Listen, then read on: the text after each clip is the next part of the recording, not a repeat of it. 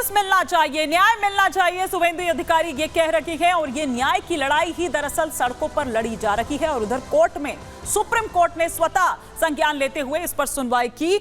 मेरी सहयोगी अनामिका सिंह काली इस वक्त मेरे साथ जुड़ चुकी है। अनामिका, हम देख रहे हैं कि वहां कोलकाता की सड़कों पर किस तरह से हल्ला बोला जा रहा है। बीजेपी जबरदस्त प्रदर्शन कर रही है, पूरी मुखरता के साथ इस मुद्दे को उठा रही है और हर दिन एक नई स्ट्रैटेजी के साथ आ रही है। और देखिए हिमानी, पश्चिम बंगाल सरकार पे बहुत सारे सवाल हैं, सवाल के साथ साथ आरोप है। आरोप दरअसल ये है कि जिस बिटिया को न्याय देना चाहिए था उस मामले में हीला हवाली की गई, लापरवाही की गई, मामले को दबाने का प्रयास किया गया। और इसी के चलते आज तमाम जो बीजेपी के कार्यकर्ता हैं, हजारों की संख्या में उनकी ओर से कूच किया गया। सरकारी भवन की ओर, जो स्वास्थ्य विभाग का भवन है, उस पर कूच किया गया। हालांकि प्रशासन की ओर से भी तैयारी पूरी की गई थी, भरसक प्रयास किया गया कि वो ना पहुंचे, लेकिन तभी देख रही होंगी आप कि किस तरीके से यहाँ पे जो पुलिस की बैरिकेडिंग देख रही होंगी आप, चाहे वो तमाम वो रास्ते ब्लॉक कर दिए गए, अभी भी ब्लॉक कर दिए गए हैं। थक हार करके स्वास्थ्य भवन के कुछ मीटर पहले ही कार्यकर्ताओं को यहाँ पर रोका गया। जो यहाँ के बड़े नेता हैं उनकी ओर से संबोधित किया गया। इसके अलावा जो कि शुभेंदु अधिकारी को हिरासत में ले लिया गया, दिलीप घोष ने कार्यकर्ताओं को संबोधित किया। इसके बाद यहाँ पे जाके जो कार्यकर्ता है वो अपने अपने घरों के लिए रवाना हो पाए हैं। कुछ कार्यकर्ताओं को चोटें भी आई हैं पुलिस की लाठीचार्ज में, कुछ कार्यकर्ता गिर गए थे, कुछ महिलाएं यहाँ पे घायल हो गई थी। उनकी ओर से ये प्रयास था कि वो स्वास्थ्य भवन पहुंच के अपनी जो नाराजगी है वो जाहिर करे, अपनी आवाज को बुलंद करे। कई किलोमीटर चलने के बाद वो यहां तक पहुंच पाई थी, लेकिन यहां पर जिस तरीके से पुलिस की ओर से, सीएसएफ की ओर से, सीआरपीएफ की ओर से, आरएएफ की ओर से जो बंदोबस्त किए गए थे उनको आगे ना बढ़ने देने को लेकर के, उसके चलते पुलिस से झड़प भी हुई, उनकी नारेबाजी भी हुई। इसके अलावा काफी देर तक हंगामा चलता भी रहा। बाद में शुभेंदु अधिकारी को हिरासत में ले जाया गया यहाँ से लाल बाजार के लिए, और बाकी जो कार्यकर्ताओं को तीतर बितर कर दिया गया। ठीक है, तो यानी कि कुल मिलाकर के मैं अनामिका लौटूंगी आपके पास। बिल्कुल, तस्वीरें सुबह से जो आप दिखा रही हैं उन तस्वीरों को हम अपने दर्शकों तक पहुंचा रहे हैं। मैं लौटूंगी आपके पास, लेकिन देखिए हम ये भी बता रहे हैं कि सीबीआई ने आज जो स्टेटस रिपोर्ट दाखिल की, वो स्टेटस रिपोर्ट, और उस स्टेटस रिपोर्ट में कौन कौन रडार पर हैं, ऐसे 25 किरदार जो हम यहां पर आपको बता रहे हैं। सीबीआई जांच के ये 25 किरदार हैं। किरदार नंबर 1 से अगर हम शुरू करें तो वो कौन है? वो है जिसकी पहली गिरफ्तारी होती है और रेप और हत्या का मुख्य आरोपी यानी कि संजय रॉय। ये पहला किरदार है और ये हम दिखा रहे हैं जो स्टेटस रिपोर्ट में सीबीआई ने मेंशन भी किया है। इसके अलावा अगर हम बात करें किरदार नंबर 2 की, तो किरदार नंबर 2 है पूर्व प्रिंसिपल आरजी कर मेडिकल कॉलेज की। अगर बात करें संदीप घोष, जो पहले दिन से ही सवालों के घेरे में रहे, अस्पताल में गड़बड़ी का आरोपी है। कौन? संदीप घोष। सीबीआई ने 7 बार, आज 7वां दिन है, ये पूछताछ आज भी चल रही है। और जैसे जैसे ये पूछताछ आगे बढ़ रही है तो गिरफ्तारी की तलवार उतनी ज्यादा आप ये कहिए कि प्रगाढ़ वहां पर होती जा रही है। और किरदार नंबर 3 की अगर बात करें तो जिसने सबसे पहले डॉक्टर की लाश देखी थी, ये ऐसे 25 किरदार हैं। किरदार नंबर 4 से 5 की अगर बात करें तो इंसाफ मांगते महिला डॉक्टर के माता पिता। ये एक एक किरदार जो सीबीआई की रडार पर हैं, जिनके बयान दर्ज हो चुके हैं या जिनके बयान दर्ज होने हैं, और क्या कुछ निकलकर अभी तक की जांच में सामने आया है। ये वो किरदार नंबर 6 की अगर बात करें तो आरजी कर मेडिकल कॉलेज का असिस्टेंट सुपरिंटेंडेंट, उनसे भी पूछताछ की गई। किरदार नंबर 6, परिवार को हत्या की बजाय आत्महत्या की जानकारी दी गई। अब ये कौन था जिसने हत्या की बात नहीं कही बल्कि ये कहा कि आपकी बेटी ने सुसाइड कर ली है। किरदार नंबर 7 से 10 की अगर बात करें जो रडार पर सीबीआई के, मृतका के साथ रात में साथ खाना खाने वाले जो साथी डॉक्टर्स हैं, जो उसके मित्र डॉक्टर्स और बाकी रहे वो। किरदार नंबर 11, रात में खाना डिलीवर करने वाला वो डिलीवरी बॉय। किरदार नंबर 12, एएसआई अरूप दत्ता, उसकी तस्वीर हम आपको लगातार दिखा रहे हैं। आरोपी संजय अरूप दत्ता की बैरक से ही गिरफ्तार हुआ था।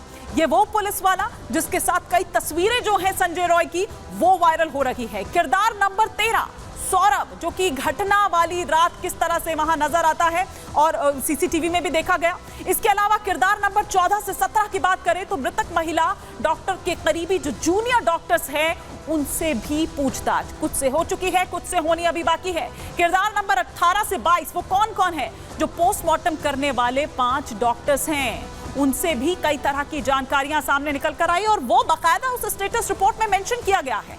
किरदार नंबर 23, बुलबुल, आरजे कर मेडिकल कॉलेज की अधिकारी। ये भी एक अहम कड़ी इस जांच को आगे बढ़ाने की। किरदार नंबर 24, चेस्ट विभाग का वो अधिकारी जहां पर रेनोवेशन का काम शुरू हो जाता है।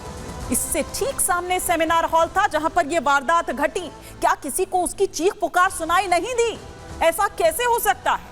किरदार नंबर 25, 49 ग्राउंड स्टाफ जो उस रात ड्यूटी पर थे तैनात। ये वो किरदार नंबर 25 जो 25 ऐसे किरदार हैं। और आइए इसी पर हमारे सहयोगी जतिन हमारे साथ जो लगातार पहले दिन से इस पर अपनी रिपोर्ट हम तक पहुंचा रहे हैं और वो रिपोर्ट हम आप तक दिखा रहे हैं। लेकिन जतिन, ये किरदार नंबर 1 से 25 तक हमने दिखा दिए, ये सीबीआई के रडार पर हैं। इनमें से अब तक क्या क्या ऐसा हम देखें जिनसे पूछताछ, क्योंकि आपने कहा कि कई से हो चुकी है पूछताछ, कई लोगों से अभी पूछताछ होनी बाकी है और बाकायदा मेंशन भी किया गया है। और कौन कौन पूछताछ के लिए बुलाए गए हैं अभी तक?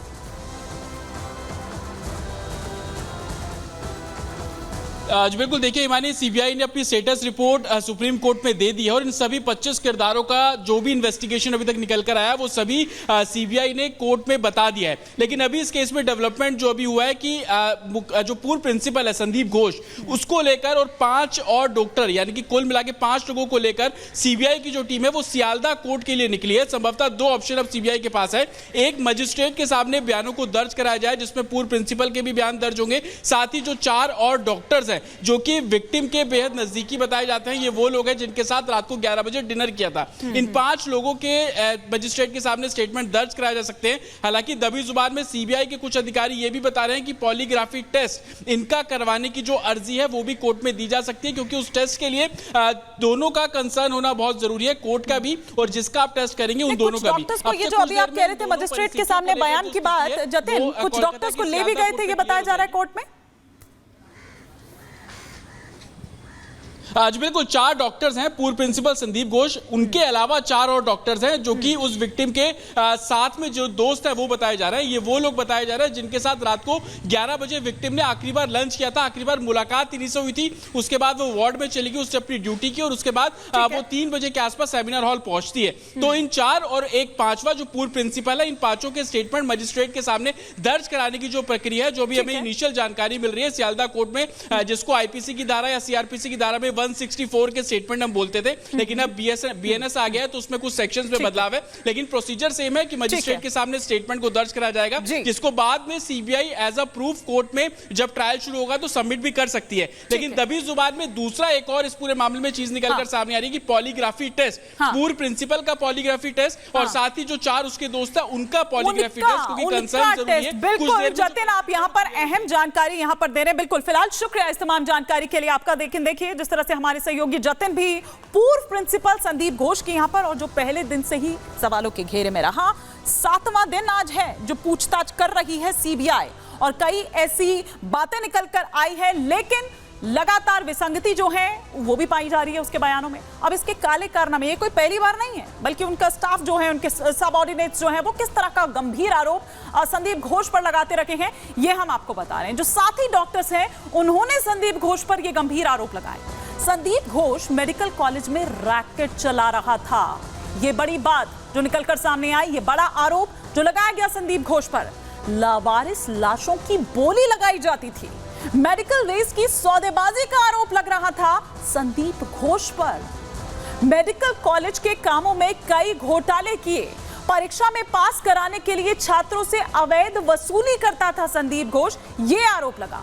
पसंदीदा छात्रों को शराब पिलाने तक का आरोप है, सरकारी पैसों की फिजूल खर्ची का आरोप लगा, मेडिकल कॉलेज की जमीन का अवैध इस्तेमाल करने का आरोप संदीप घोष पर है, अवैध तरीके से करोड़ों के टेंडर बांट दिए गए, यह आरोप संदीप घोष पर है, मेडिकल कॉलेज में स्टाफ भर्ती में गड़बड़ी का आरोप संदीप घोष पर है, अवैध मेडिकल बिजनेस से भी चला रहा था संदीप घोष। तो ये वो तमाम आरोप जो पूर्व प्रिंसिपल पर है।